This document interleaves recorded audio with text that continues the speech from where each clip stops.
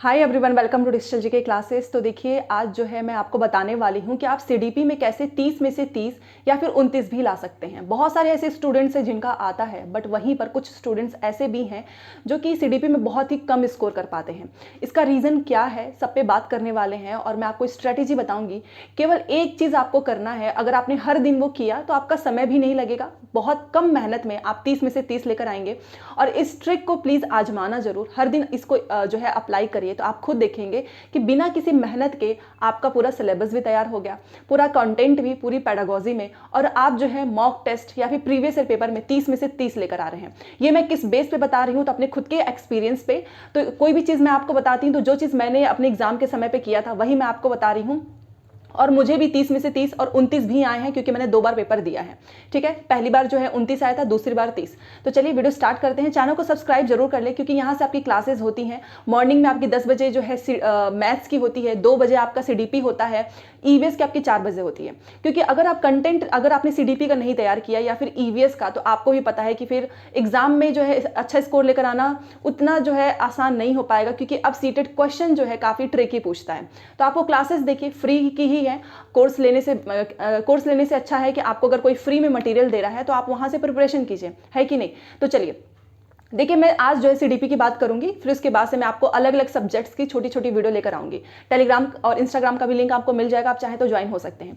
CDP को clear करने के लिए, 30 में से 30 लाने के लिए सिर्फ एक चीज आपको करनी है कि सबसे पहले सीडीपी का जो सिलेबस सीटेट ने प्रोवाइड किया है, मैंने सब कुछ टेलीग्राम पे भेजा है, आप देखो कि सीटेट ने क्या क्या मेंशन किया है। आपको खुद पता होना चाहिए कि सीडीपी में ये टॉपिक्स आते हैं, सीडीपी के ये टॉपिक से सीटेट क्वेश्चन पूछता है। क्योंकि सीटेट जो है ना, सीटेट का जो एग्जाम होता है वो अपने सिलेबस से बाहर कभी नहीं जाते हैं। जो सिलेबस में दिया है, जो टॉपिक सिलेबस में है, उसी से क्वेश्चन आता है।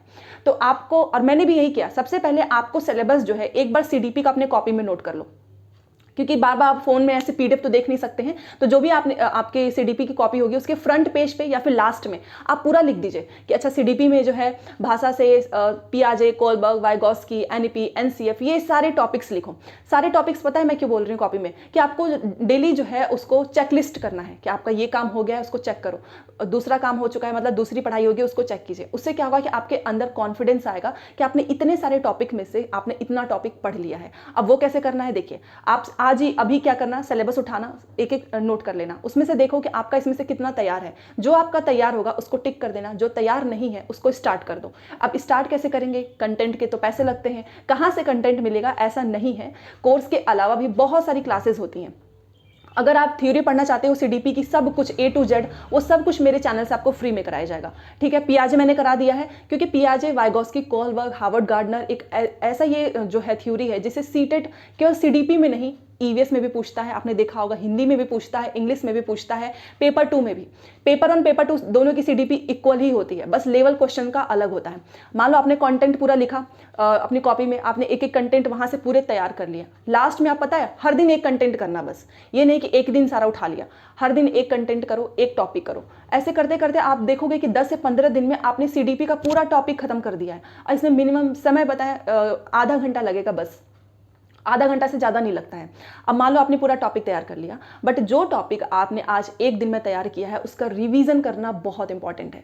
आज मान लो आपने पियाजे की थ्योरी कंप्लीट की, फिर आपने उसको बंद कर दिया, छोड़ दिया, आप दूसरी थ्योरी पढ़ रहे हो, तो आप सारी चीज़ें भूलते जाएंगे। रिवीजन मैं बताती हूँ कैसे करना। आपने आज पियाजे पढ़ लिया, अब क्या करो ना, उसके लिए सिर्फ 10 मिनट निकालो, बस ऊपर ऊपर से पढ़ते जाओ। ऐसे क्या होता है ना कि आपने बस ऊपर ऊपर से पढ़ा है, तो कुछ ही समय में आपको सारी थ्योरीज आपके एकदम दिमाग में ऐसा लगता है फिट हो चुकी है। फिर एग्जाम में, एग्जामिनेशन हॉल में, चाहे कितना भी टाइम का प्रेशर हो, आप चीज़ें गलत नहीं करोगे। कंटेंट तैयार हो गया 15 नंबर का, सीडीपी में 15 नंबर का कंटेंट आता है, 15 की पैडागोजी, पेपर 1, पेपर 2 दोनों में 15 की कंटेंट आपने एकदम 100% तैयार कर लिया है। अब पेपर उसका पैडागोजी की बात करते हैं। देखिए, आपको इतना तो पता चल चुका होगा कि यस, मैं कंटेंट 15 में से कुछ भी सीटेट पूछे मैं कर सकता हूं या कर सकती हूं। पैडागोजी के लिए आपको क्या करना है, एक सिंपल सी चीज बता रही हूं। देखिए, पैडागोजी आपको किसी बुक से, किसी टीचर से, कहीं से भी आप नहीं कर सकते हैं जब तक कि आप खुद से एफर्ट ना डालें। पैडागोजी मेरी स्ट्रांग कैसे हो गई थी, क्योंकि मैंने सीटेट का कोई पेपर नहीं छोड़ा। ऑफलाइन से लेकर अभी तक के जितने भी पेपर हुए हैं, आपके पास अच्छा खासा समय है। आप सोचो, मई है, जून है, जुलाई भी है, मतलब मान के चलो 2.5 महीने तो हैं आपके पास। इस 2.5 महीने में क्या आप पूरा पेपर नहीं कर सकते हैं, केवल 15 ही क्वेश्चन तो करने हैं पेडागोजी के। तो सारा सीटेट का पेपर उठाओ और हर दिन ये मान के चलो कि आपको 15 क्वेश्चन पेडागोजी के करने हैं। 15 क्वेश्चन को करने के लिए आपको अपने दिन का 10 मिनट देना है। अगर आपने 10 मिनट भी नहीं दिया, आप ये सोचोगे कि अरे नहीं कर लेंगे लास्ट में, नहीं हो पाता है। पेडागोजी के लिए आपको अपनी थिंकिंग को डेवलप करना पड़ेगा, एक दिन में नहीं होता है, ये हर दिन की मेहनत होती है। तो बस पेडागोजी के लिए तो कुछ खरीदने की जरूरत भी नहीं है यार, ये प्रीवियस ईयर पेपर ही है, फ्री का प्रीवियस ईयर पेपर पूरा मैंने टेलीग्राम पे भेजा हुआ है पिछले साल का। अभी वाला तो आपको भी पता है सीटेट ने अपलोड नहीं किया है, जहां से भी जो भी मिलता है मैं उसकी प्रैक्टिस कराती हूँ। तो पूरी प्रैक्टिस आपको मेरे चैनल पर मिल जाएगी प्रीवियस ईयर पेपर की, वो सब कुछ मैं कराने वाली हूँ। तो कॉन्टेंट आपका तैयार हो गया, सारे कॉन्टेंट के टॉपिक्स तैयार हो गए, उसके बाद से कंटेंट से रिलेटेड आपको सारे क्वेश्चन करने हैं। पता है क्या होता है, आपने कंटेंट पढ़ लिया है ना, बट अगर आपने क्वेश्चन की प्रैक्टिस नहीं की है तो आप समझ ही नहीं पाएंगे कि सीटेट पूछता कैसे है। इसलिए बहुत जरूरी होता है क्वेश्चंस की प्रैक्टिस करना। बहुत से ऐसे स्टूडेंट हैं जिनका पूरा कंटेंट, पूरी सब कुछ तैयार होता है, फिर भी वो क्वेश्चंस नहीं कर पाते हैं बिकॉज लैक ऑफ प्रैक्टिस। ठीक है, तो सीडीपी में बस दो ही चीज करनी है, कंटेंट पूरा टॉपिक में आज अपने कॉपी में नोट करो, एक एक टॉपिक उठा के तैयार करो, उससे रिलेटेड सारे क्वेश्चंस करो। दूसरा, पेडागोजी के लिए तो कुछ करना ही नहीं है, बस प्रैक्टिस करते जाओ प्रीवियस ईयर पेपर से।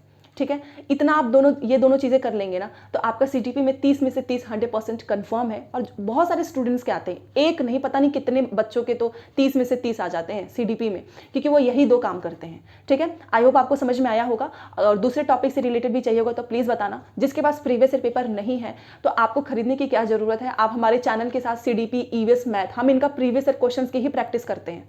मैं आपको कोई ऐसा बना के क्वेश्चंस नहीं, क्योंकि मुझे पता है सीटेट क्या करता है, एक ही क्वेश्चन को बार बार पूछता है, रिपीट करता है, केवल उसका क्या, मैथ में तो डिजिट चेंज हो जाता है, सीडीपी में भी वही हाल है। ठीक है, तो चलिए आई होप आपको समझ में आया होगा। आपको क्या करना है, आज से वो काम जरूर करना, और कोई भी दिक्कत हो आप मुझे कमेंट कर सकते हैं। मिलते हैं नेक्स्ट क्लास में, और हाँ, चैनल को सब्सक्राइब जरूर कर ले, तभी जाकर आपको नोटिफिकेशन भी मिलेंगे। Thanks for watching.